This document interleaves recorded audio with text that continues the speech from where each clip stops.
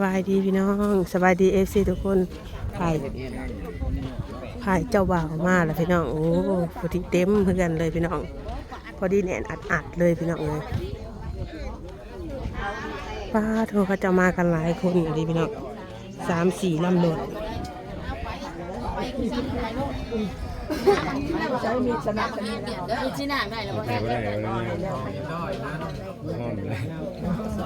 เขาก็ได้ไงเขียวพี่น้อง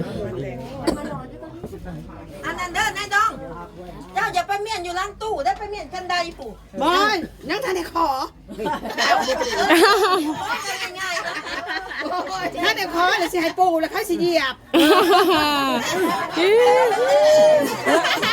เรายันเคยใหม่เราประเหยียบยังมันก่อน เขาเหยียบก็ได้ไหน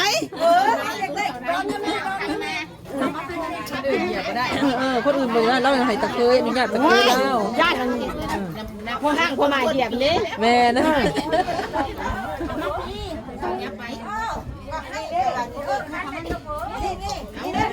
พี่ครับเขาขึ้นยืนในเด้อเบิ่งเด้อหัวเจ้าเด้อไปปู่ไปแล้วบ่ให้จะยืนอะไรไหมครับ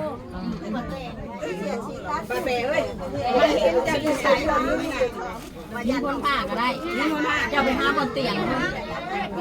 มาบนเขาเห็นกินเลย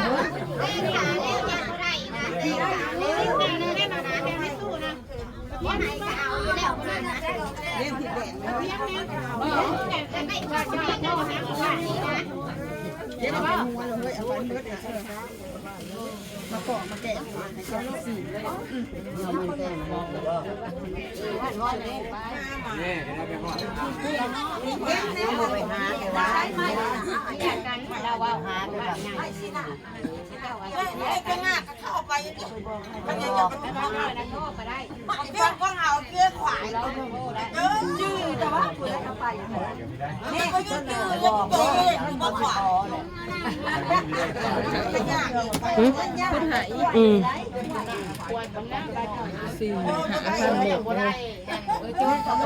ถ่ายเจ้าบ่าวมาหาคันรถพี่น้องขั้นหนึ่งเจาะ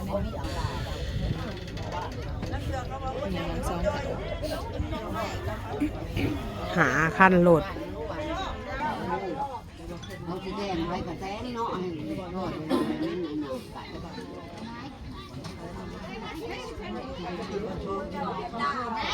กระต่ายจ่าอยู่นั่น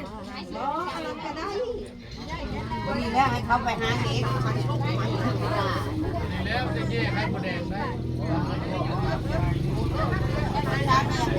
กระต่ายจ่าเย็นๆเนาะ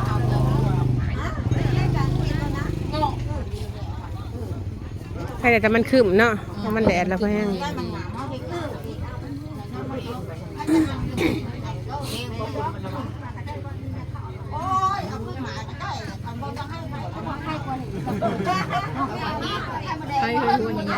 ใช่ให้หัวใหญ่ๆนะปิดล้างใส่เฮานะหัวใหญ่ๆเชือกเขียวนี่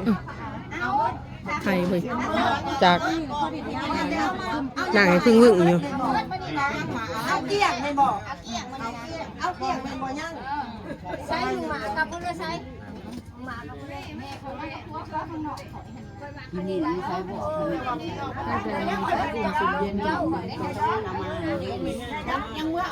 ยังเขาเห็ดยังไงรอบพิธียังนี่คือผู้สู่คอจะเคลื่อเลยมีนาคามิจากยังขาไปเฮ้ยมันคนมาบอกขบอ่ะมันมีได้ในหลังหักเอามีมาพอทอตู่คือยังเงินมาไม่ต้องมีภัยเรียกลานอยู่หาคนพันมาก็มาแต่พอเท้าเนาะมาแต่พอยายจอยพอยายจืดแล้วมาบ่ได้ดอกมาบัดหน่วยลำโหลด1แล้วจะสิเบิร์ดลูกลานเราลุกไปเลย เก็บหัวเด้อนี่เด็ดลุกไปเลยมีมากโยกี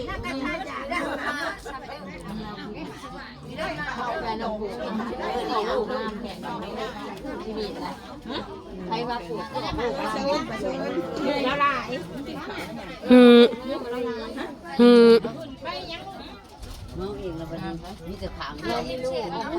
อย่าวนผู้ใหญ่เด้อลงไปอยู่ตารางเด้อร่วมกำลังมาเอาว่ามาที่เขาบอกไผถามพ่อบ้านบ่อยนะ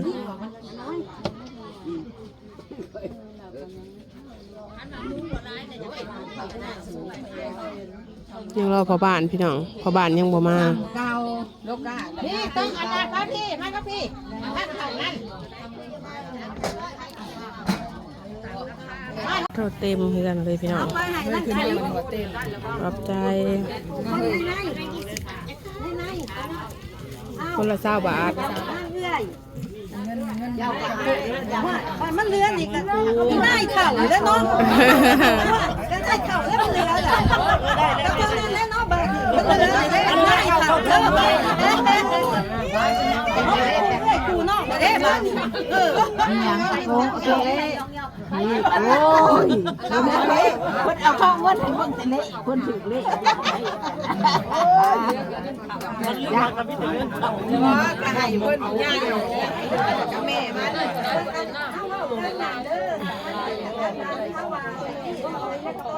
เอามันขาดใส่จากประมาณได้ดองน่ะ30,000ทอด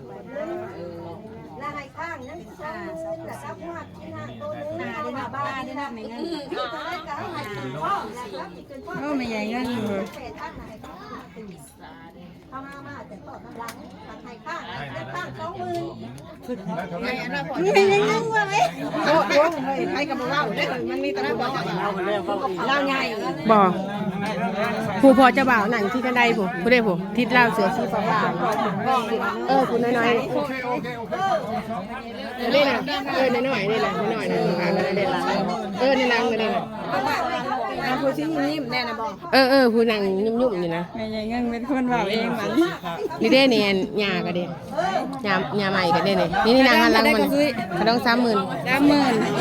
นี่เด้นี่นางหันหลังมาพัดแพร่พัดบานไม่ใหญ่เงินเป็นคนบอกเองค่ะ นี่ใกล้ๆนี่กระดอง30,000วะโดยกับเธอได้ก่อนโดยแม่เราอยู่น้องคายแม่เราอยู่น้องคายเงินบ่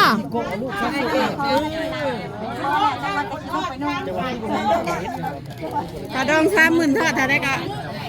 ส่งกับไปเพิ่นแน่ไปเท่าอันนี้เงินพี่น้อง 2,000 กระดอง30,000เท่าได้ก่อนว่าทอด11,000แต่มันกระทันหันไปมันทอด2,000ได้นี่เงินทอดกระดอง30,000นี่เลยเงินทอดกันเลยทอด11,000มันกระทันหันทอด2,000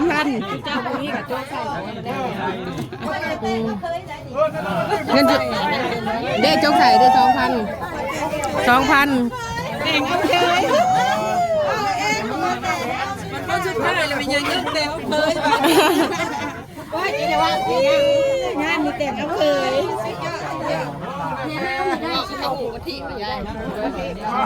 อันนี้บอกทำมาได้หูได้ก็ที่หูนี่งานนี้มันยังเงื่อนมาแต่งเอาดาหรือมันยังแต่งเอาเลยนะมาขับมาคุ้นเหรอไม่ใช่เคยนะเคยบ่เคยยังอันย่อเข่าอยู่เคยยังย่อเข่าก็ถึกไม่ใช่เคยนะเสือดำเด้น่ะเสือดำเด้น่ะไม่ได้ย่อเข่าไม่เคยพี่น้องอันสื่อกันถูกเด็กของร้านก็พระไอเก๋อันนี้งานนี้แต่งเอาลูกเคยด้วยค่ะก็เสียยินในงานนี้เนี่ยไปผูกไปดู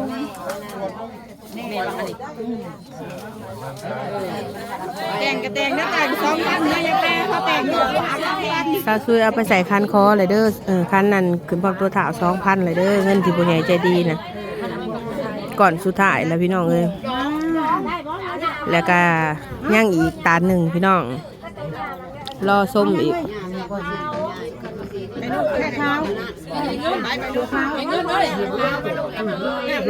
เคยบ่มีเสือขาวพอเท่าเงียงค่ะเด้เสือขาวใหม่ๆสดๆนั่นต้นนั่นแล้วบ่เอาออกไม่หาย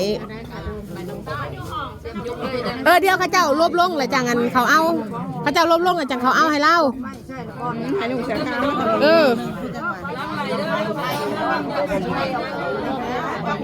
คือบอกตัวข่าว2,000 สุดท้าย2,000ค่ะอยู่แล้วแดงเอาลูกเคย2,000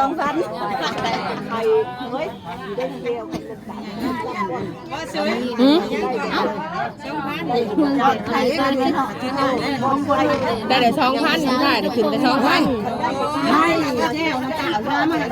ไปแล้วแม่ไปต้มไข่ได้ลูกไข่นะแรงผ้าขาวนั่นก็ได้แต่แก้วก็มันตากแก้วมันตากได้บ้างแก้วนี่ บ่ เอากระโปงนั่น ก็ยังข้างอยู่อันตัวสิทอดนะยังข้างตัวสิทอดเป็นเงินทอดสดๆเหลืออยู่ 8,000ต้องถอด11,000ข้าง 20,000ยังข้างอยู่ 8,000 20,000น่ะอยู่ในเจียในอันน่ะ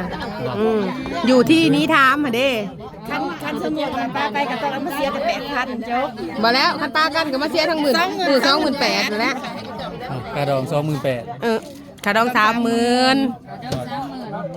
ทอด 10,000แต่ว่าได้ขึ้นพร้อมตัวเท่าแต่2,000ยังก็บ่มีหั่นแหละ แต่ยัง8,000 ยัง 8,000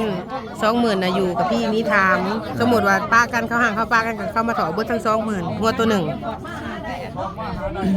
ที่เจ้าก็สิเอาพี่ก็บ่ขาดออกนะท่านสั่งเอา1,000 3,000สั่งก็3,000เจ้า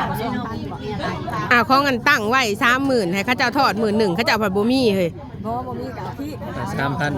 เป็นยัง 2,000ด้วย1,000อันนี้ คู่แล้ว เขาเจ้าเพราะว่าเว้าซองกันได้ซองแล้วก็ย่างแหละบ่เป็นหยังดอกขาดองแท้ๆมันก็30,000แล้วเนาะมันก็ขีกแล้วเด้อันนี้ทอดซื่อๆเนาะ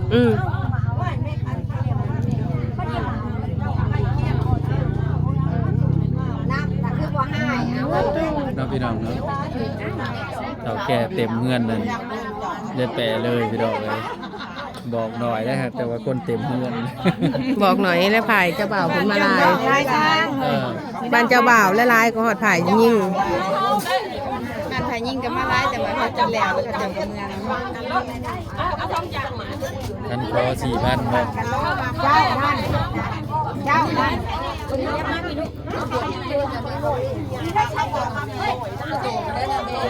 พอแล้วพี่น้องเลือดแต่งานแต่งมานี่พี่น้อง ขอ เลือดแต่แต่ง ขอ เขาเจ้าก็สิลบลงไปใหม่แล้วก็ไปแห่เคยขึ้นมาแล้วบัดนี้ลบแห่เคยแล้วบัดนี้ อันนี้ขึ้นมาขอเนาะ แม่น ขึ้นมาขอกันเจนหนวดได้เป็นเจ้าโคตรแล้วนะ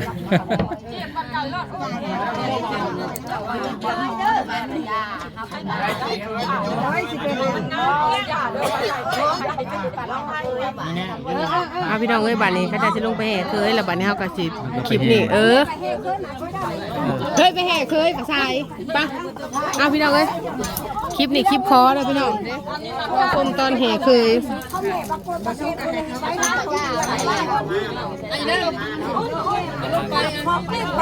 มีเจลมีเกลือมีน้ำตาลเดี๋ยวหัวอย่างละน้อยเด้อ ปลอดไข่เนาะ แม่ตา